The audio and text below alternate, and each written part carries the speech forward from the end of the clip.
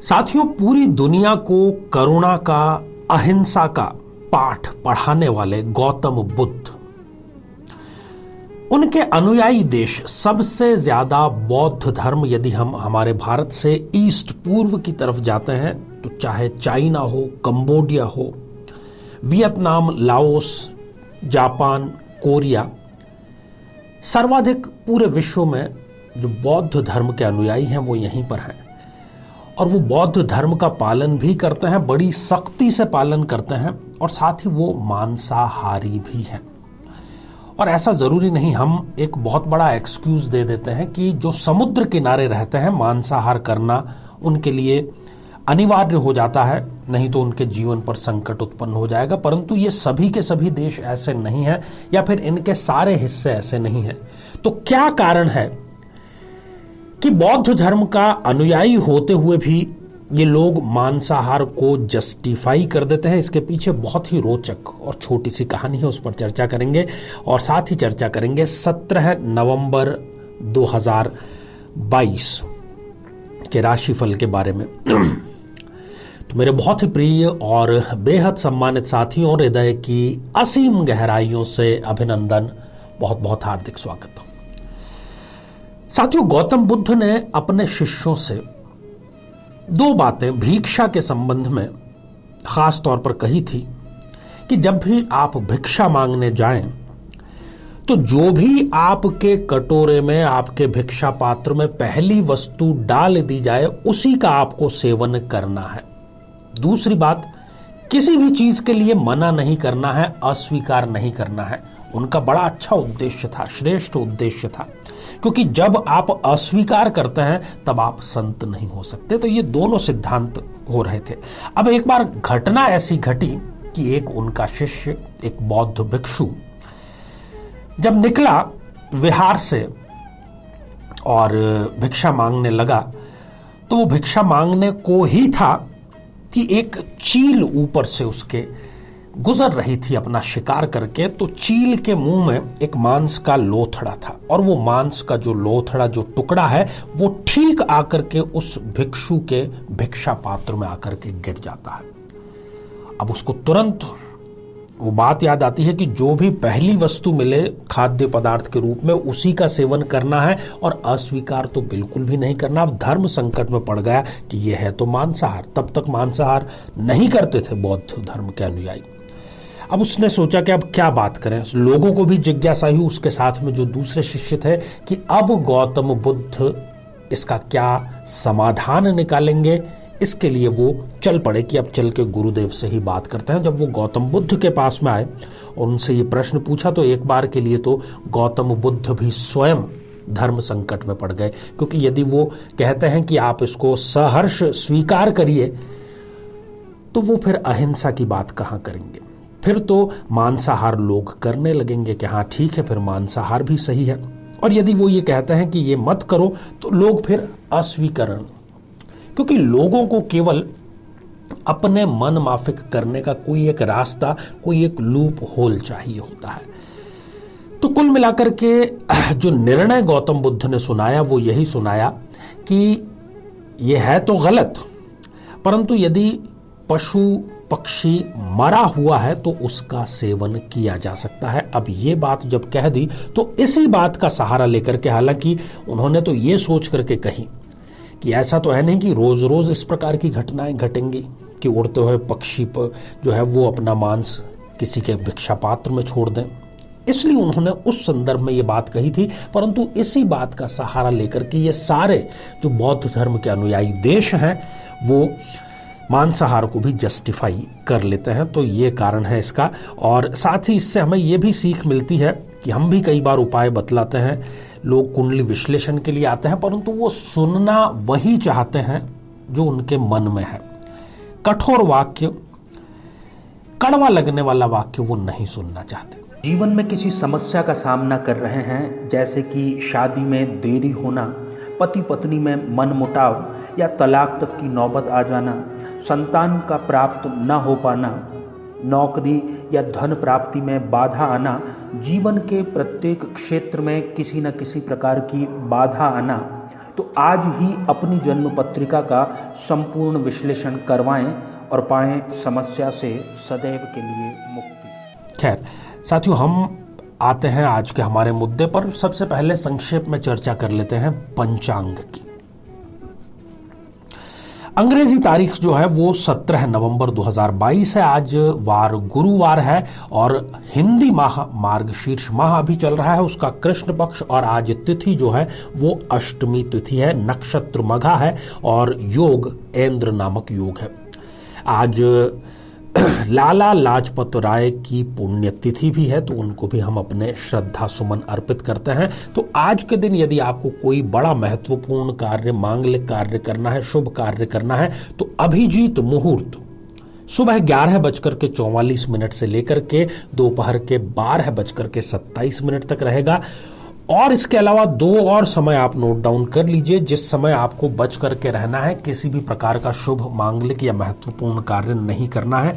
सुबह 10:18 से लेकर के दोपहर के 2:35 और साथ ही जो राहु काल है वो भी दोपहर के 1:26 से लेकर के दोपहर के 2:46 तक ये रहेगा। तो विशेष इसमें आप सावधानी बरतें।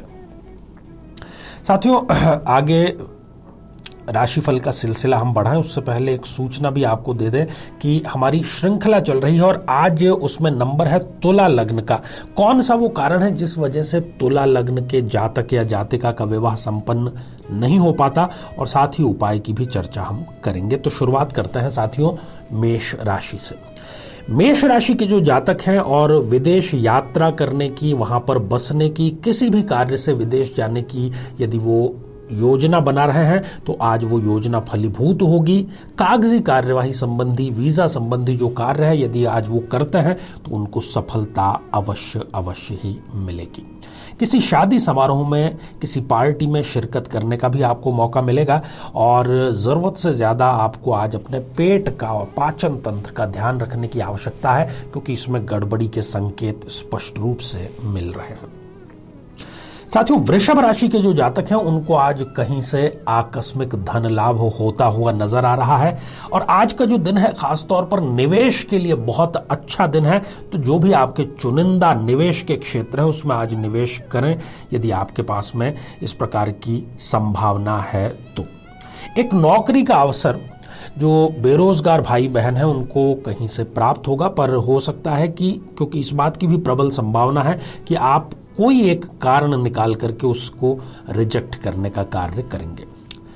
साथियों, बात मिथुन राशि की करते हैं और मिथुन राशि के ऐसे मेरे भाई और बहन जो वर्दीधारी हैं, किसी भी प्रकार की यूनिफॉर्म है उनकी, मैं यहाँ पर जो है वो सरकारी परिप्रेक्ष्य में बात कर रहा हूँ, तो उनको आज अपना कार्य बड़ी सतर्कता से बहुत ध्यानपूर्वक करना चाहिए, पूरा अवलोकन करने के पश्चात करना चाहिए, नहीं तो वो किसी बड़ी संकट में फंसने की तैयारी कर रहे हैं, ऐसा समझना चाहिए।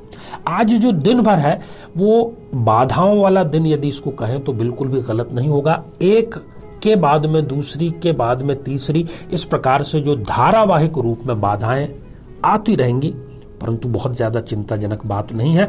आपका जो टारगेट था, आपको जो आज अपने बॉस को जो रिपोर्टिंग करनी थी, उसमें आज आप वंचित रह सकते हैं।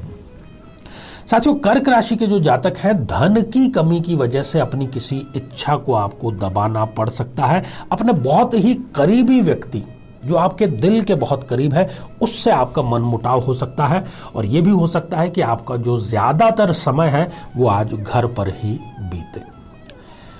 तो साथियों, आज के कार्यक्रम का पहला जो कमेंट है वो लेने का समय आ गया है और पहला जो कमेंट है ये प्रदीप जी ने लिख भेजा है। आपने लिखा है, नमस्कार गुरुजी, मंगली लड़का और नॉन मंगली लड़की आपस में शादी कर सकते हैं क्या? प्लीज गुरुजी बताइए। बिल्कुल भी नहीं कर सकते अनटिल और अनलेस उस मंगली दोष का निरस्तीकरण या कैंसिलेशन नहीं हो रहा है। तो यदि आप विस्तार से जानना चाहते हैं तो यहाँ आई बटन में हमने एक प्लेलिस्ट भी प्रोवाइड की है जिसमें मंगली दोष से संबंधित विस्तार से आपको कई वीडियोस मिलेंगे, वो जाकर के आप जरूर देखें। कमेंट के लिए आपका बहुत शुक्रिया। साथियों, सिंह राशि के जो जातक हैं, खासतौर पर आज मैं महिलाओं का दिन है, यदि ये कहें तो बिल्कुल भी गलत नहीं होगा। उनको अपने ऊपर और बहुत अच्छा टाइम स्पेंड करने के लिए मिलेगा। ऐसा समय जिसका कि वो लंबे समय से इंतज़ार कर रहे थे। हो सकता है कि खाने के मुद्दे पर थोड़ी सी बातचीत या अनबन की स्थिति जीवन साथी से आ जाए। और सिंह राशि के ऐसे जातक जो कि सिंगल हैं, उनको आज बेहतर दिन है। यदि वो किसी को प्रपोज करना चाहते हैं, अपने प्रेमी या प्रेमिका को, तो आज उनके लिए सर्वश्रेष्ठ और अनुकूल समय है। साथियों, कन्या राशि के जो जातक हैं वो यदि आईटी के क्षेत्र में, इंफॉर्मेशन टेक्नोलॉजी के क्षेत्र में या टेक्नोलॉजी के और किसी दूसरे क्षेत्र में कार्य कर रहे हैं, तो उनके लिए बड़ी अच्छी और सुखद खबर आज आ सकती है। किसी ऐसे व्यक्ति से जिससे आपका लंबे समय से मनमुटाव चल रहा था, वो मनमुटाव आज समाप्त हो सकता है और एक नई ऊर्जा का संचार इस मुद्दे पर, क्योंकि मनमुटाव जब समाप्त होता है तो कई गांठें खुलती हैं। बहुत बेहतरीन आपके लिए खबर है। सरकारी कार्य कोई यदि आप करने वाले थे आज, तो उसमें निश्चित रूप से किसी न किसी प्रकार की रुकावट आएगी, वो आगे स्थगित हो सकता है। साथियों, तुला राशि के जो जातक हैं आज अपने ईगो को थोड़ा सा संभाल करके रखें, क्योंकि किसी के कहने से आपका ईगो हर्ट हो सकता है। पर आप यदि प्रतिक्रिया नहीं करेंगे तो ये सबसे अच्छा ऑप्शन आपके लिए है। एक यात्रा छोटी ही सही आज के लिए लाभदायक आपके साबित होगी। सोशल मीडिया से आप परेशान हो सकते हैं किसी पोस्ट के माध्यम से, या उसमें उलझ सकते हैं कि जो प्रतिक्रियाएं आपको मिली है, तो इससे भी थोड़ा सा आपको संतुलित व्यवहार करना चाहिए। साथियों, वृश्चिक राशि के जो जातक हैं आज भूल कर भी किसी की गारंटी, जमानत देने का कार्य न करें, किसी के विवाद में बिल्कुल भी न पड़े।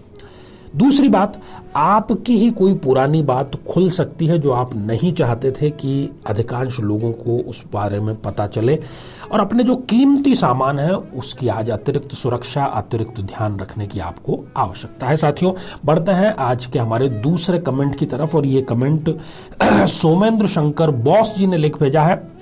पंडित जी नमस्कार, कैन मदर डू दी उपाय for her daughter, please reply.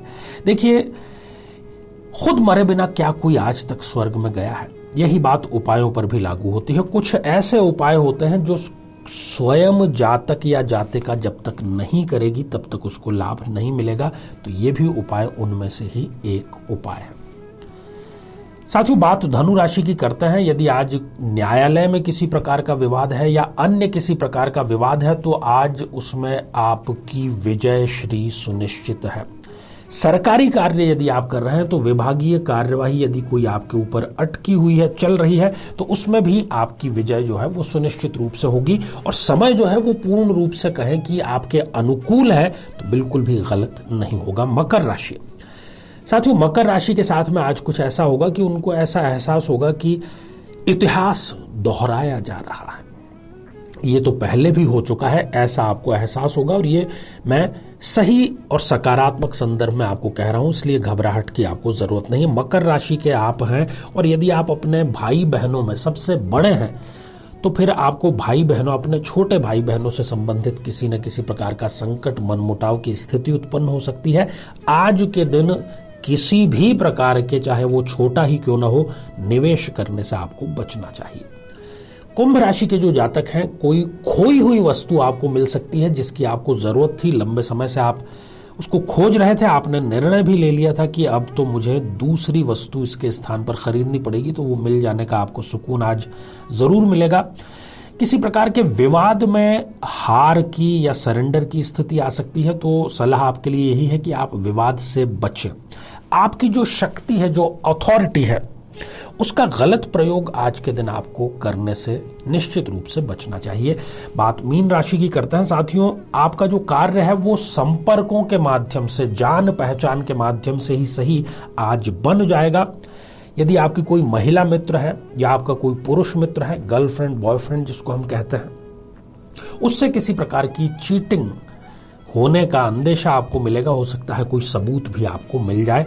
और साथ ही अपनों से ही, जो आपके दिन रात साथ में रहते हैं, किसी प्रकार का जो धोखा है उससे आपका मन उदास हो सकता है। और बढ़ते हैं साथियों अब आज के हमारे अंतिम कमेंट की तरफ, और ये विजय कुमार दास जी ने लिख भेजा है। प्रणाम गुरुजी, आपने ऐसा लिखा है।